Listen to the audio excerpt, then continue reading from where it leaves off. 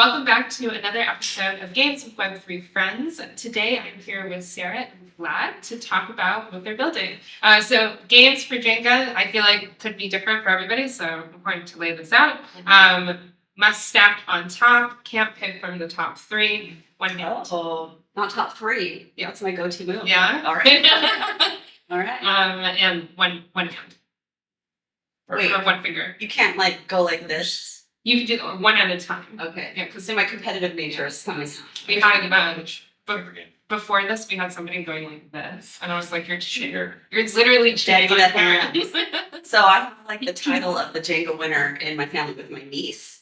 Okay. So this is for all the cards, Lilia. Yeah, we'll see. Would you like to start? All right, let's do it. So tell me about what you're building. So we're building Vennity. That is our company. I co-founded it, and we actually started the company back in 2018, but really its current iteration we started about 2 years ago. Really made the Web3 pivot, if you will. And the way I like to talk about it is it's basically like a social mapping platform for Web3. And the cool part about building maps on Web3 tech is that you can make stuff on that collection. So geo-fenced NFTs. Is another way to think about it. We'd like to talk about it like Pokemon Go as sort of like a social platform. I was just about to ask, how obnoxious is it for me to ask? Like Pokemon Go. Yeah, we sometimes it's just the easiest way to describe it. Yeah. I went through my Pokemon Go phase. That was so much fun. As somebody who was an avid collector of Pokemon, both the cards and the games. I remember when that came out, I was living in New York, and what a great way at the time to experience New York, because you're going to catch them all. So, as you're going through New York, you can, and I just remember going through Central Park and you can tell everybody was playing. Everybody wanted to play because everybody's going like this. But everybody's just bumping each other. Yes, that too. And since then, I've seen with Pokemon Go, because again, we're a hiring community, I've seen that they're hiring and stepping up for their work for young. So like what you're talking about is very relevant and very the future of, if you will, of gaming. And so I'd love to learn a little bit more about, so do clients onboard and like do brands come and activate the experience, or do you have an internal experience that you've built yourself that's a game? So, Sarah's the one who brings us most of the clients, and she provides the white glove treatment. We gotta work pretty closely with creators, because first thing we gotta do is explain to them why they want to do this, how they can use it. And so we work pretty closely with brands and creators. But the goal in the long run is for it to sort of run itself, and people just sort of know about it. They're like, oh, I should be on Vennity, and they'll just eventually be able to download the app and just sort of like create their own maps and drop stuff, just sort of organically. So for instance, I'm NFT NYC. I want to gamify my experience for my attendees that are here. I onboard onto your site, get that white glove treatment or white label experience. Is that kind of the best way to describe it? I would call it white label because you're still onboarding into the Vennity platform. Gotcha. But it is going to be, we're probably going to be on the call with you. We're going to be showing you around, and then you're going to become our brand ambassador. Yeah. So tell me about the clients that are currently on your platform. Sarah talked to that. She's the one who organized most of these campaigns. We love our creators. Anyone that's watching, we seriously love you so much. Vlad's not wrong. Something that's really fun and a gift is to love what you do for work, right? When passion and ability to, make a living collide, you've found the great, the sweet spot, right? And one of my favorite things in being with Vennity, that would have been a very quick game.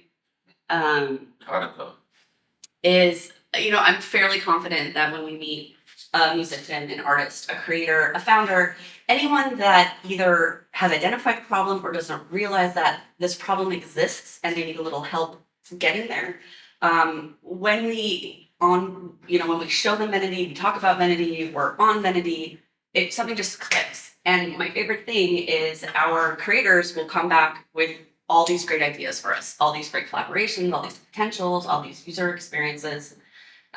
We've worked really closely with a lot of well-known artists, a lot of well-known musicians. And then we also have some enterprise clients as well. And, it's one of the greatest things about Web3 is the ability to connect with your audience is somewhat unlimited because we're all growing, we're all building, we're all exploring. And when you have a tool that allows those dreamers, right, creators, to take their vision even further, it just kind of opens up the whole world. Yeah. How great would this product be for something like Coachella? Fantastic. Yeah. Fantastic. This will air most likely during Coachella week. I have a friend that's at Coachella right now. I know, I'm jealous. And I think about like the experience there for the event goers, right? How great, like you were mentioning, artists are one of your, make up some of your clients. Like how great would it be for a company like Coachella to like create this experience, going to different stages, going to different booths, etc. So Coachella listening next year. Lisa, what you have done right now is like you're saying exactly what I was just talking about. So we haven't even looked at the platform together, and you're already offering me a new use case. Yeah.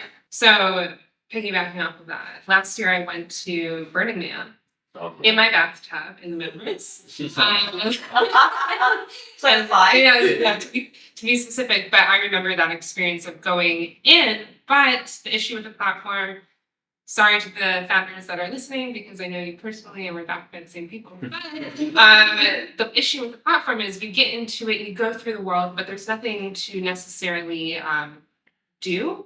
Yeah. Like you can go and experience stuff, but there was nothing to collect. There was nothing, no immersion to go into, and I think that was what was missing from their product. So they're just like a metaverse platform for big companies, but having that second additional experience for individuals is so important because that's what gets people to come back. That gets people to activate whatever you want them to activate. So I totally get what you're saying. I'm a big music person too. So okay. Just really a high level briefly, you mentioned a white label experience. We do have the ability to embed into your website. So we were at Outer Edge a week ago. How was it? Fantastic. LA, I mean, it's LA. What's not to love? Yeah. Right? But what's really fun. Sorry. Yeah. That's an blacklisted from Burning Man. Sorry. LA. Thank you, Lacey. So folks could go to the website and there was just a link there. It was just an Outer Edge link. See the events, right? People would click on it and they had this map and it was completely branded with Outer Edge colors, fonts, and it was us. It was us. It was Outer Edge powered by Vennity.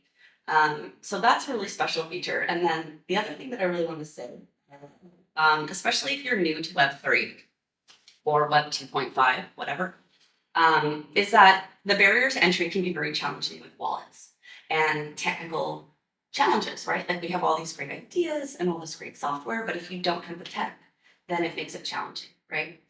So one of the features that we offer is a web app as well. So you can either sign up with an email through Magic Link, we make a non-custodial wallet on the back end. So the claim process is literally 2 clicks claim. And once you're in there, it's even faster. And then when you're ready, if you want, you can transfer it over to your wallet. We don't keep any of your information or anything like that. So it's been really fun to see some use case scenarios of folks that know nothing about and want nothing to do with Web3, but their creators and founders do. So they presented them with something that looked like a very comfortable website without them knowing. And that is the magic, I think, of what we're doing and with what Niantic had done, is that you're having fun, it's seamless, and that's what mass adoption is going to look like. Yeah. So let's talk about your team. Sure. Your turn? I think it's your team. Yeah. Let's talk about your team. So who's on the team right now, and how did you find them? Sure. So it's obviously me, Sarah, our co-founder, who's based out of San Francisco. We should be here right now. He is constantly running around. He also has a full-time day job right now, so that's a fun balance. And then we have a couple of developers. One full-time developer, Walter, who's based in Seattle with Sarah. Walter's sort of like our lead dev. He's full-time with us, based out of Seattle. We worked on a basically before, and he's just been amazing. We can make sure we welcome down. Very well. It's a great proposal. So any plans for recruitment in the future? For sure. I mean, obviously funding is always a thing and it's a bear market, so that's a challenge. But we'll get there. I'm confident about it. And once that happens, we'll obviously have to fill roles, especially I think to help Sarah on like the sales and marketing side. Just it's a huge challenge. I mean, we think of ourselves as really a social platform. I mean, we talked about it so far. It's really like a way to connect people. But you have to go out there and show them why this is something that will benefit them and really educate them. I'm an engineer. I'm an engineer by background. I'm a technical guy. You give me prompts to solve, I'll solve them. But we need people like Sarah to go out there and be like, hey, probably use this. If there was a prompt, go, I'll solve it. Yeah. Nice reference.